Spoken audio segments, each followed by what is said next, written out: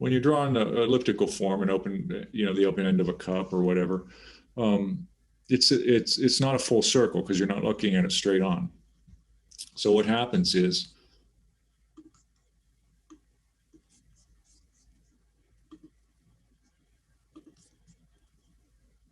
the shape kind of looks something like that. That's an elliptical shape, okay? And then what you're getting is, like if it's a cup, you're going to get kind of tapered sides, right? And then the bottom of the cup, we'll pretend this is a see-through cup. Something like that, right? Could be even a little more steep, a little more curved. Okay. So opening, and then you would, if it wasn't see-through, you just erase away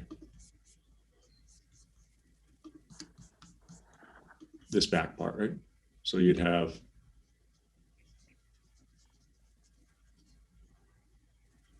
a tapered cup, right? All right, you with me? Yes. So in reality, the opening of that cup looks like this. You know, if you were to look at it straight on, up, like looking straight down at it, full circle, right? If I can get it full circle. Okay. If I'm looking straight down into the cup, right? Because circle. But since I'm looking at it, you know, foreshortened fashion, there's some perspectival stuff going on there. Okay. Which dimension, left, right? So let's imagine this right here, and this right here, the furthest points out of that opening. And let's imagine a line going right down the middle. So we got a back edge and a front edge. And we can imagine a line, an axis line traveling right down the middle of this cup, dividing it in half, okay? Left, right. Which dimension, the lateral, the left 2 points, or the left point and the right point, that cross dimension, or the front back dimension, which dimension on your drawing would change based on your point of view of the cup? The front one? The front and the back, right? Yeah. Yep.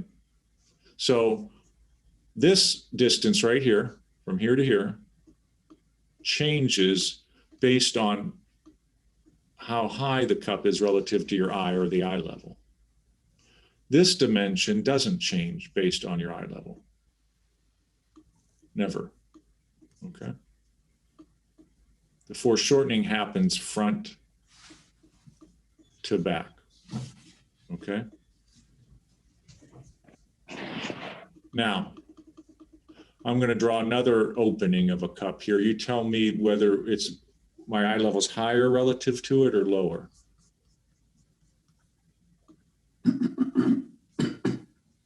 Do it over here. Oh, that doesn't look like it.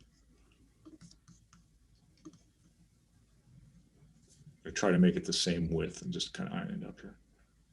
So which elliptical form represents a higher point of view? The right one is higher. That's right. How about, let's do another one.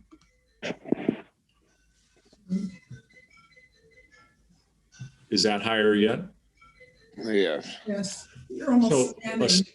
Ostensibly, I could get to the point where I'm looking right down into that cup, right? So it might look something like, if I'm looking right down into it from above, it might look something like that. Really, then this distance will be foreshortened, right?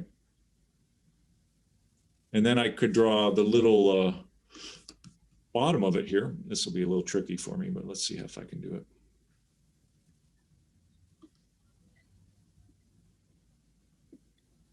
Not quite. It's close. Let's come down a little bit.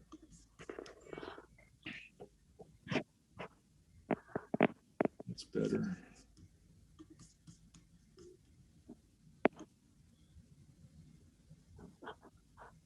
Something like that, maybe. So now I'm kind of looking down into the cup. So the length of it is foreshortened, right? The distance going down to the tabletop. And then, you know, I kind of even see the other side now in the inside of the cup because it's I'm so high looking down into it, okay? All right. So we've established that the front to back relationship,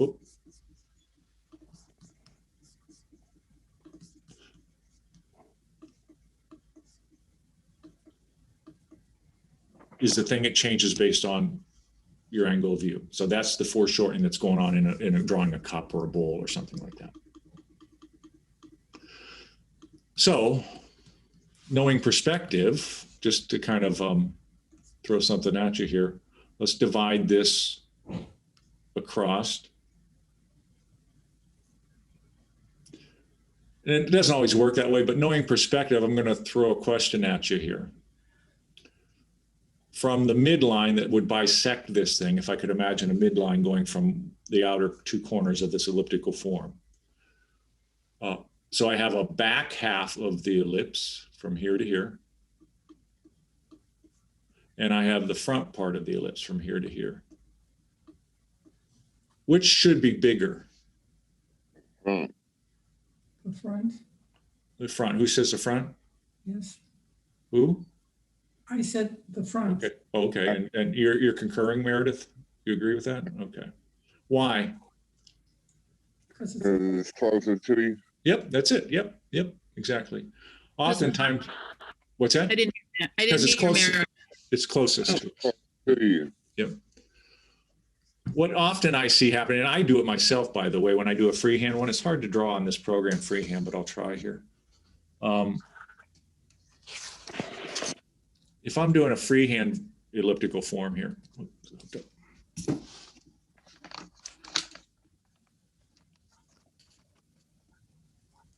see if this is hooked up here. Yep, there we go. I instruct students to kind of do a sketchy sort of thing. Oh, going to the straight edge there. This is not going to work too well, but I can kind of give you the idea of it.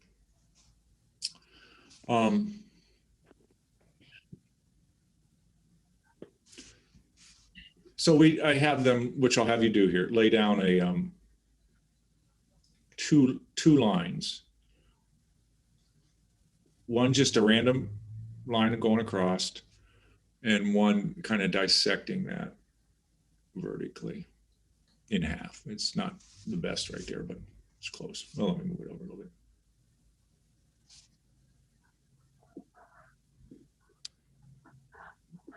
It's not perfect, but you'll get the idea here. So let's say we start to draw the elliptical form here based on this symmetry, which ellipse has generally symmetry.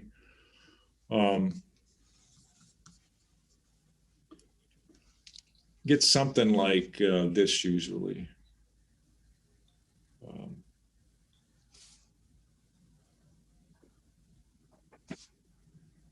So there would be one corner, there would be the other corner. This generally, you know, you can't really do it. You have to kind of do a bunch of lines, but essentially this back arc here, and I do it too. I make that too big for some reason. They'll puff this way out, and then we meet the corner here, make that less. Okay, so the paradigm that usually I get is this being less than this. Okay. I'm not sure why that is, but it does arise, you know, so be careful about that when you're drawing your elliptical form, that the front half here is at least equal to the back half. Okay, that's my point. Okay, when you're drawing that elliptical shape. Now left, right, that's a simple one. That's perfect. There's perfect symmetry there. So when you look at the object left, right, and you put a line down the middle from front to back, and I would suggest do it all the way down through.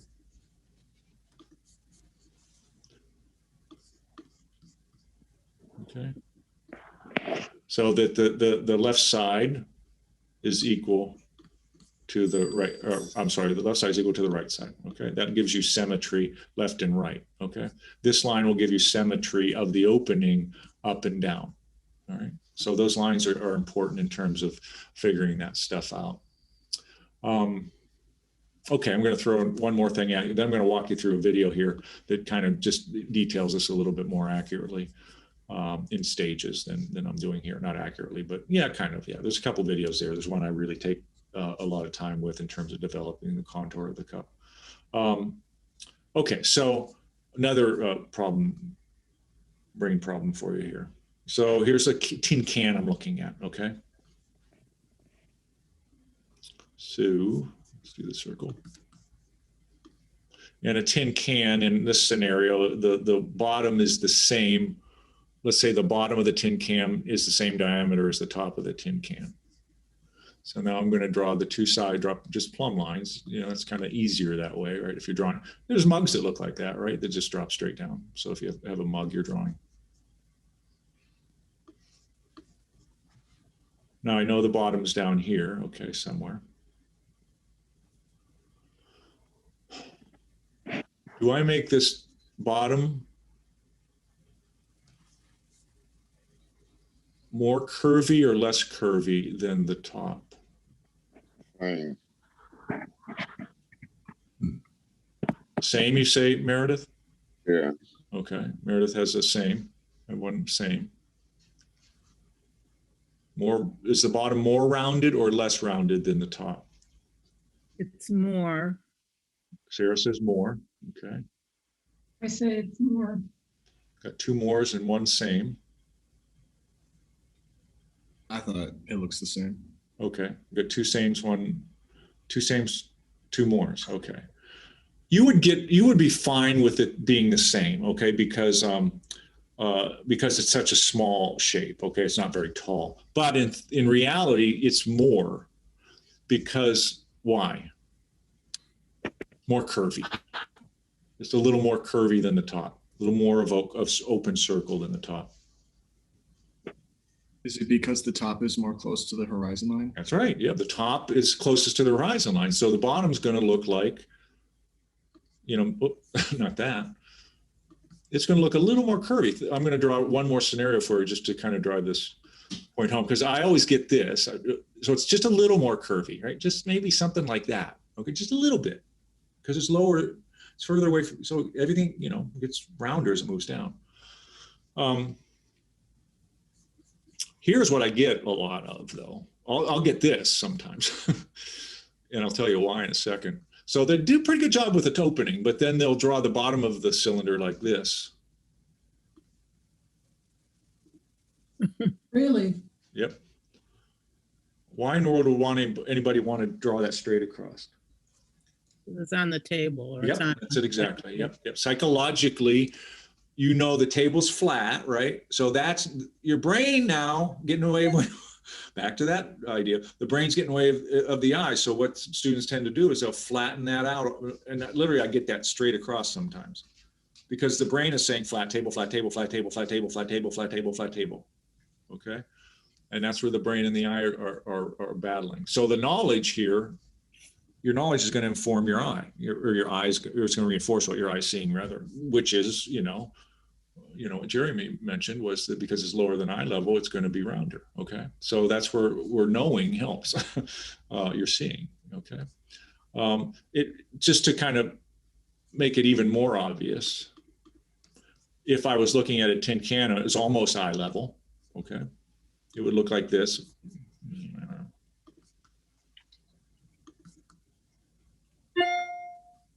Like it's almost eye level, right? Then we go down with the sides of it, dropping radically from eye level to the tabletop, maybe.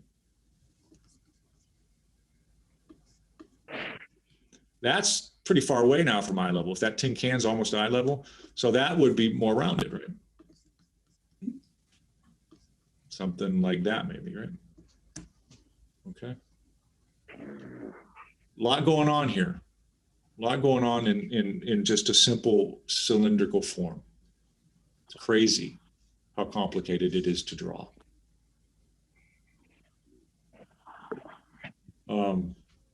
So these ellipses are everywhere. Tires on a car. Let's say you want to get into industrial design or something. You know, your life's work. You better know how to draw an ellipse because you got to sketch car tires. You know, it's just the tire's turned on its side, right? That's all. So you'd have to do it, you know, the other way. You know, have to kind of a clock on a wall, right? So it would look, a tire would look something like this. Still foreshortened from front to back, but the like that. These lines essentially would go straight across. So the foreshortening in this example is happening on the other side. Let's pretend we can kind of see through the tire, right?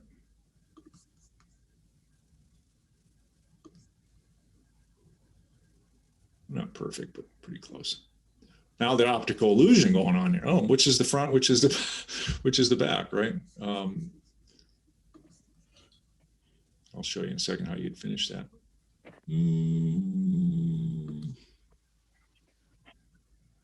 It's hard to get that right in the middle to do that.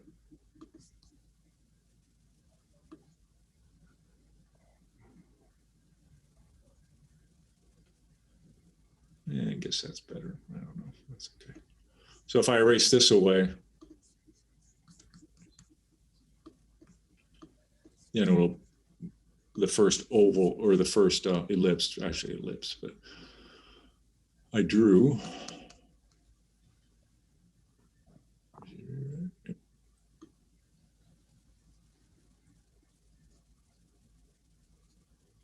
So that clarifies it, right? So here's where the hubcap is, right? So you can't get away from them. You know, you just can't get away from.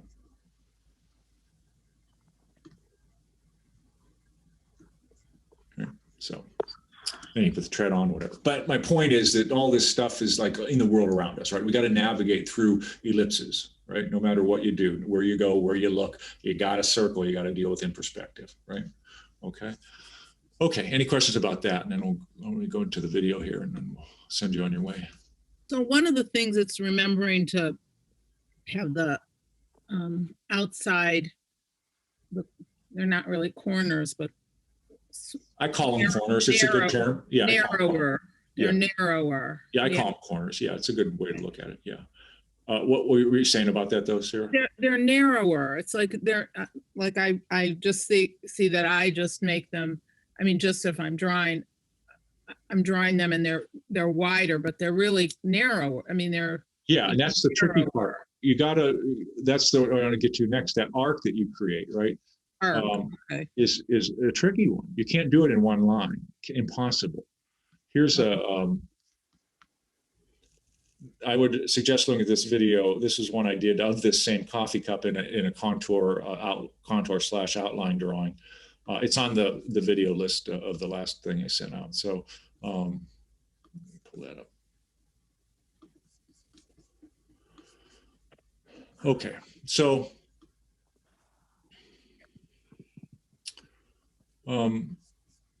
this one is a good.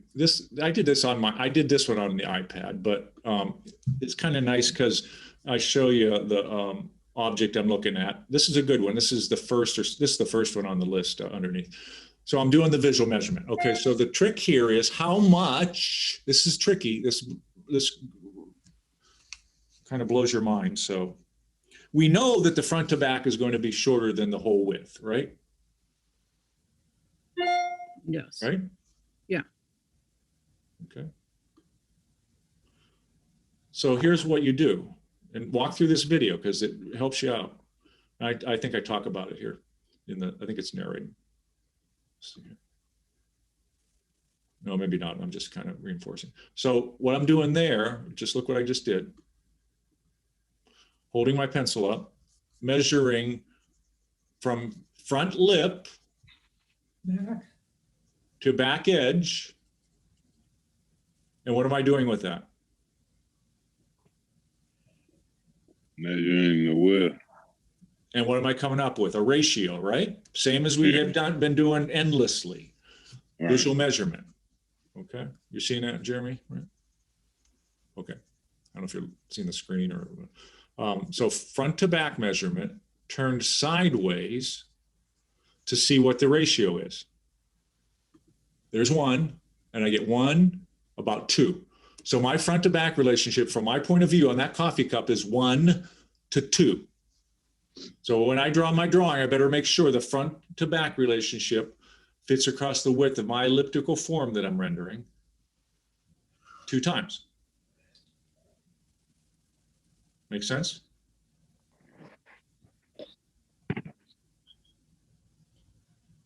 No? Yes.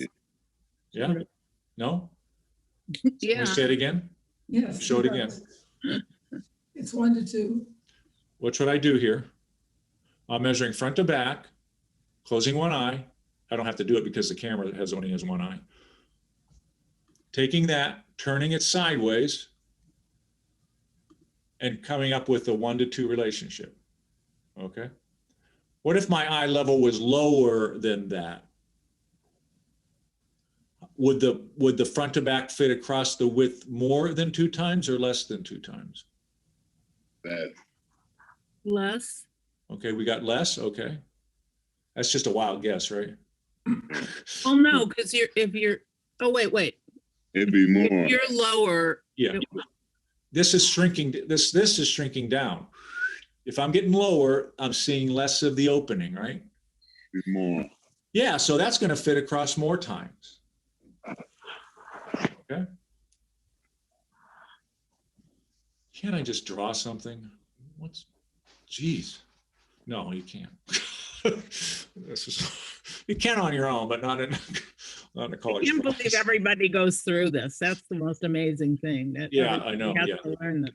Well, some people kind of just like pick up on it innately because they do it a lot, right? Endlessly drawing things in the world, right? So it just kind of starts to click, But if you don't do that a lot, it's hard to conceptualize this stuff. Okay. It's just practice, right? It's just practicing something. So I have the front to back of the opening versus left or right. What other measurement do I have to concern myself about with this coffee cup? Height. Height of the whole thing, right? How would I find that out?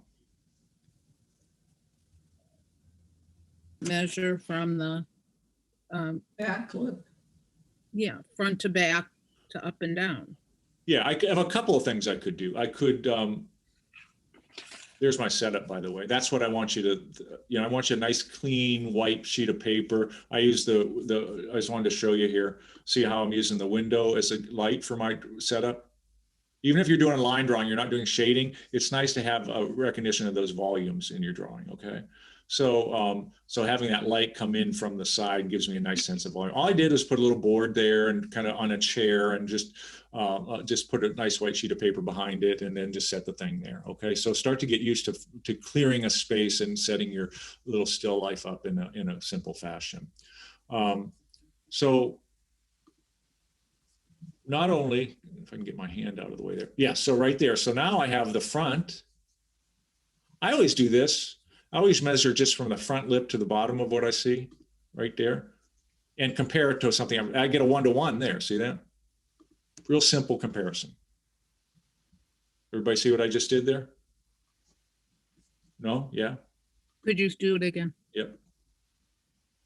There's thumb at the bottom, tip at the top where the lip starts, front edge. And all I'm doing is taking that measurement and just sliding it upward and see how that fits into the opening. Okay, you ready?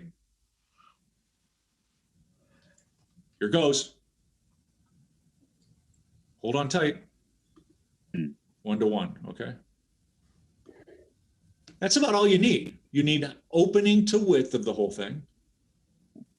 And then once you start to do that oval, you'll start to kind of document that oval or the ellipse, then you know that the opening and you're measuring on your paper, which I'll show you in a second, then you know your opening, the front to back, will be the same as the height of the thing from front lip to bottom in this case, right? You could measure the whole thing, but I always just do front lip to bottom versus the opening. Okay. Do it again. Front to back. Watch this video. You'll get a sense of what I'm doing there. Okay. All right. Now I start the drawing. So how do you apply this to the drawing? That's the question. I sped this drawing up, of course. So see how I'm just kind of quickly rifling through this thing, right? Not being a perfectionist to begin with.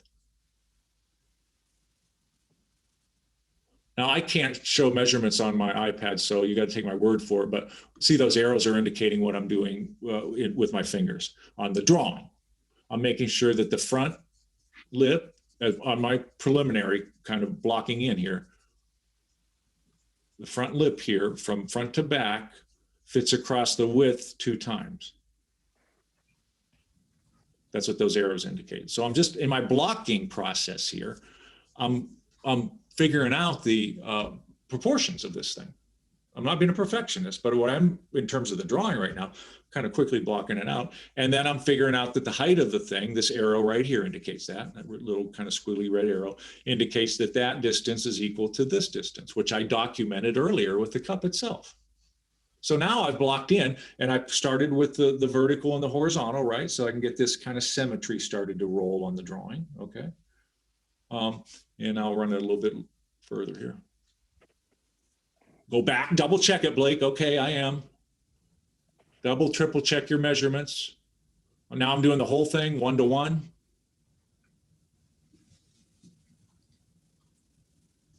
Now watch how I carve this in, okay? It's add, subtract, add, subtract, add, subtract.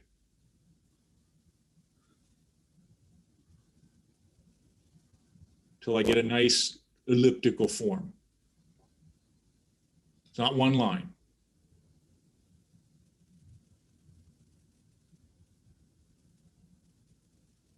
There, I'm talking about symmetry. You know, I threw those in just to show that the kind of those quadrants are equal. So think in quadrants. So I'm whittling away at this thing, so I get a nice looking arc here. So back to your question, Sarah, you say it gets smaller out here, right? Mm-hmm. It does.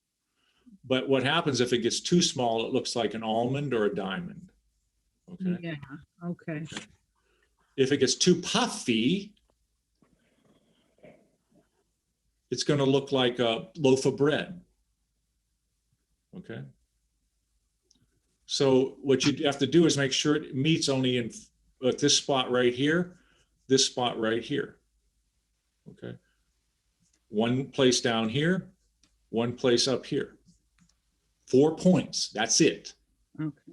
This can't drag horizontally, by the way. Cannot do it. Here's what I get a lot too. I see students taking this bottom part here and dragging a line straight across and then going up. Can't do that. This has to start arcing up immediately. It's not as radical as this arc out here, okay, on the left and right side. Okay.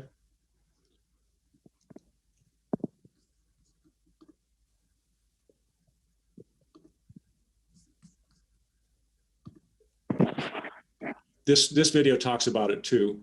And I bring up this, watch this one as well. So I bring up the idea of,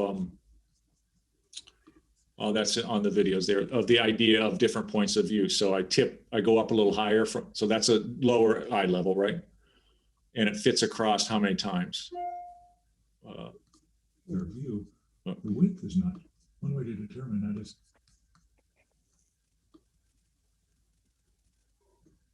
So I have like a 3-to-1 for the height of the vessel versus the width, right? And I think I got, and then the front to back fits across here 3 times, okay, as well, I believe. So, but as I tip the bowl up or I go a little higher, looking at it a little bit at a higher degree, all of a sudden this dimension changes versus this. And I think I get about 2.5 instead of 3, if I'm not mistaken here. Yeah, so a little less than 3. So it changes based on your point of view. And this is even higher yet. What do I get here? Now I'm getting, let's just play it and see. The drawing will represent this. Where's my 1 front to back?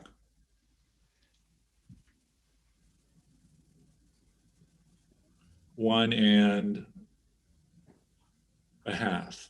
So the higher I get up to look at it, I think I drew it from this angle. So this drawing or this video documents a whole drawing. But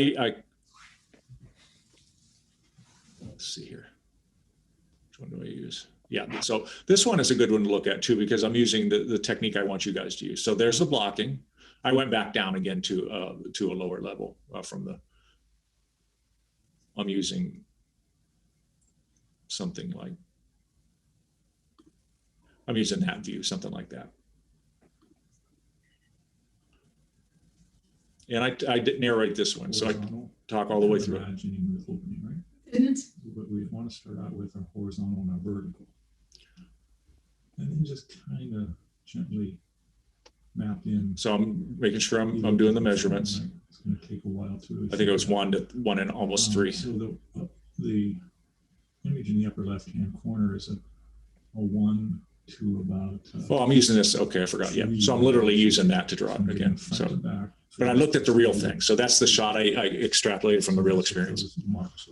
Now that's like a football there, right? See how that looks like an almond, right? Mm-hmm. Now there's that front line I just drew. It can only meet at one place on that front line. Let me know that. Okay. Often students will run a line across and then go up at the last minute. In the middle, at only one place on that straight line, on those straight lines. Okay. You can't go down and hit the line and then run along the line. It has to hit one place and one place only for the elliptical form to be correct. So there's the basic proportion of the image up in the upper left-hand corner. Now it kind of looks like a football now, or an almond, or an eyeball, right? I haven't really honed the shape yet, but I'm getting just the overall proportions here. So there's kind of the wedge shape, right? The tapered cylinder look of the bowl. So I went in with my straight edge and kind of. Now the trick with these corners is you got to keep them rounded. They almost go straight up, and then at the last minute they arc back down again. That's going to keep it from looking like an almond or an eyeball or a diamond or something. That's gently rounding it more, right? So you can see where I started up here somewhere with these marks, and I kind of migrated downward to create this looping arc here, right? Now, the nice thing about these lines is you can create symmetry. So I know that this arc is going to be the exact same as this arc, only in the opposite direction. So these lines, this quadrant notion gives you a control over the symmetry of the drawing. And I'm not trying to do it in one line. In fact, it's probably hundreds of lines per arc that I whittle away to create a more refined looking line, just like I did in the other one. Then I go into shading just a little bit on this one, just to kind of reinforce things. You can do that if you want to, if you're comfortable with your outline drawing, okay? Start to throw some shading in. Using some parallel hatches, which we haven't talked about yet, technically. So. You got to kind of think about the lip of the opening.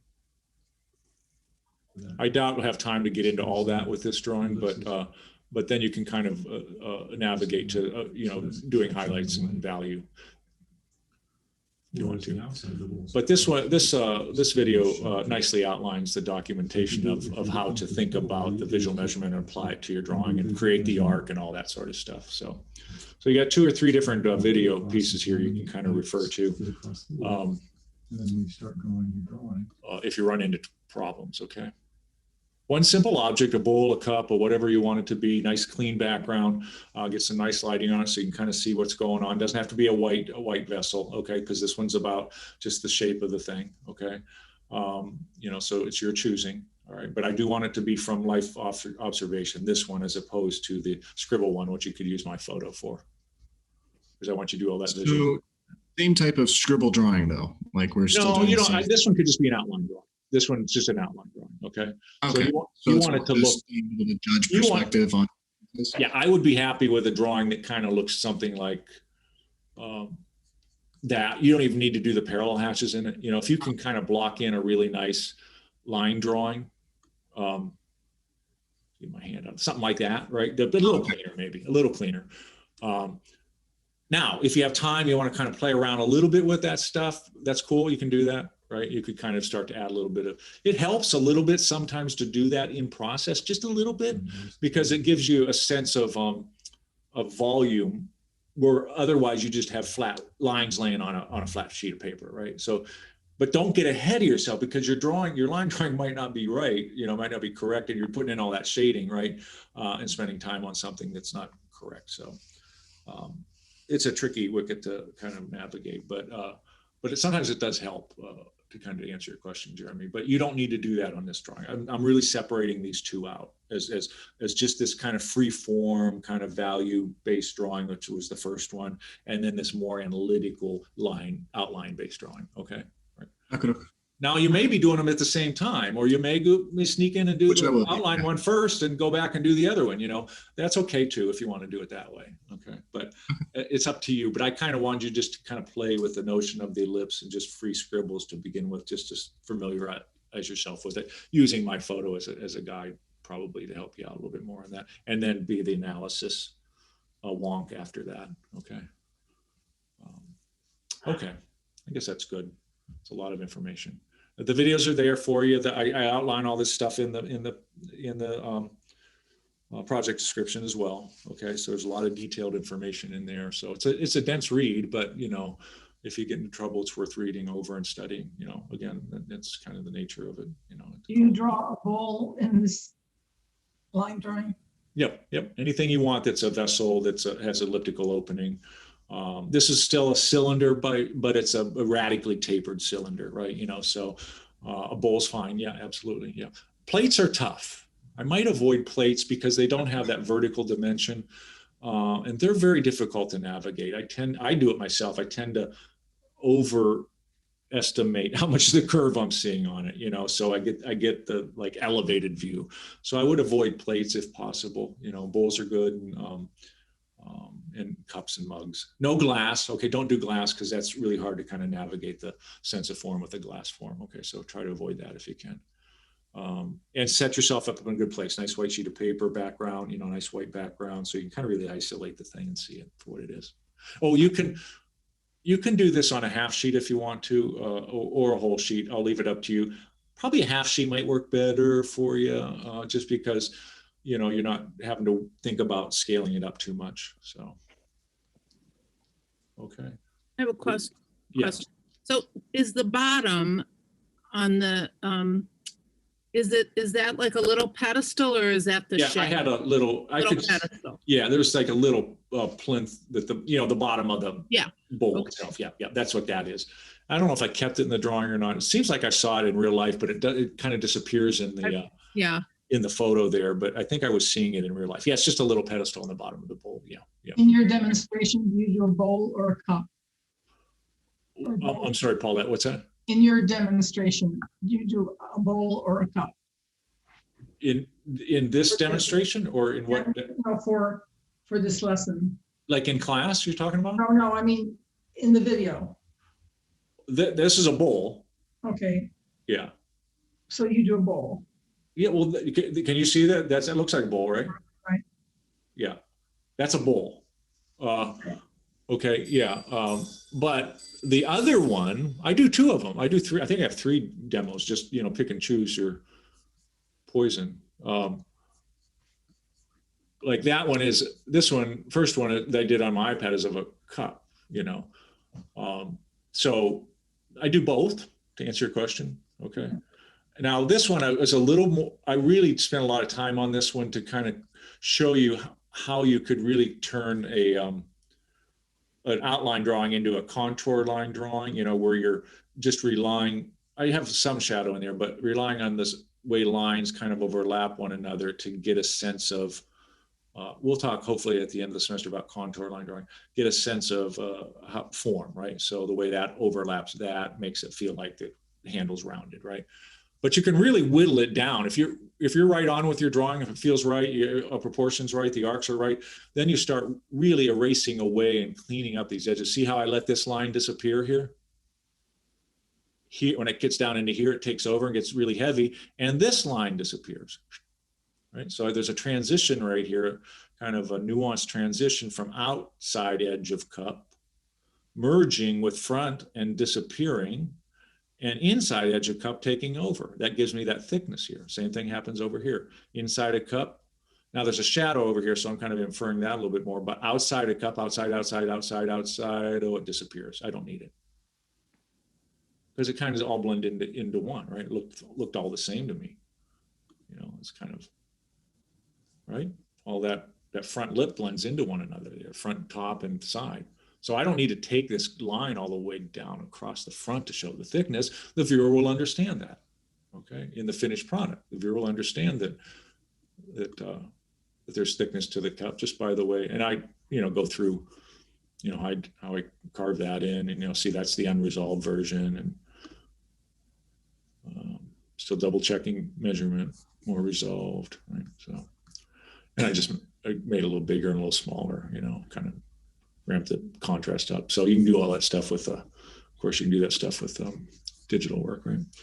Okay, so they're worth looking at, both of those videos. And then this one is too. It talks about lighting, but it talks about that structure thing too as well. And this one's narrated. So you get in trouble, they got three options to look at video wise. Okay, and this is not easy at all. Very difficult. Okay, it's going to take nuancing. That arc is especially difficult. It's really frustrating. You mean the ellipse? What's that? The ellipse. Feel it? You said the ellipse is extremely difficult. Yeah, making the arcs. By the way, use your hand if you can, you know, wrist and arm and elbow you might have to turn your arm the other way to the underneath part. Use the body to do that. Use it as a pivot, you know, your elbow and stuff as a pivot, your wrist as a pivot. And you're going to have to do a lot of erasing. You're going to have to restate an arc. You're going to, oh, did I go too far? Yeah, and I've got to erase it away and go back a little bit. So it's like having a big chunk of wood and you have a little knife and you're whittling away to create that sculpture, just one little bit at a time. Okay, cannot do it in one fell swoop. Impossible. Okay, so be mindful. You got to start somewhere, but be mindful that it's going to be a sketchy thing. Okay, after you block it in, first block it in. Watch the videos; it's all there. So, okay. Hey, Innocent little cup. What an innocent little cup. What's that? Want to break it by the end. Yeah. Two questions. Just start with like an HB pencil or a you probably could stay with lighter that. one. You could probably stay with that for the whole drawing. Okay. You know, since it's not going to be a finished drawing. Yeah, And then in the in one of the documents, you talk about mileage, your mileage. mileage may vary in terms of visual measurement. Yeah, what do you mean by mileage? Well, if depending upon your eye level relative to the object and you know the height. I think it was the front to, I was referring to the front to back relationship versus the width of it. Can you read it? Read that sentence. Well, it says, let's see, this proportion would need to be documented in the drawing. Again, your mileage will depend on the vessel you are drawing. Yeah. Meaning your point of view. Read the sentence before that.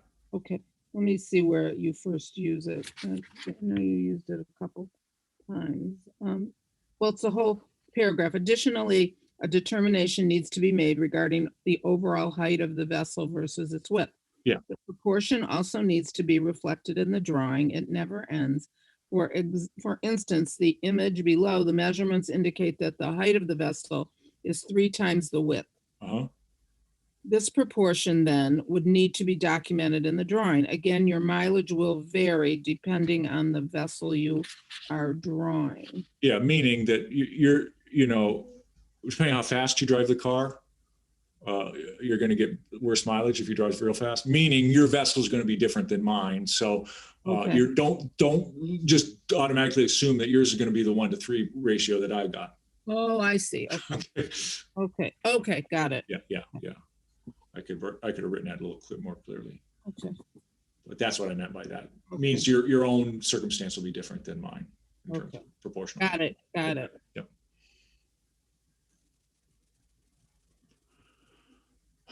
Okay, I guess that's it. Any questions? Yeah, when is this due? Is this due on Friday? Tomorrow, Meredith. Tomorrow? Right. No, I'm just kidding. I'm joking. Both these drawings, the one I sent out to you yesterday, or Meredith, whenever I sent it, I can't remember when I sent it, to Monday, I guess.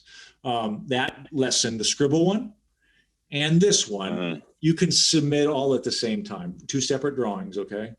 But submit them by Friday, the weekend, whatever, okay?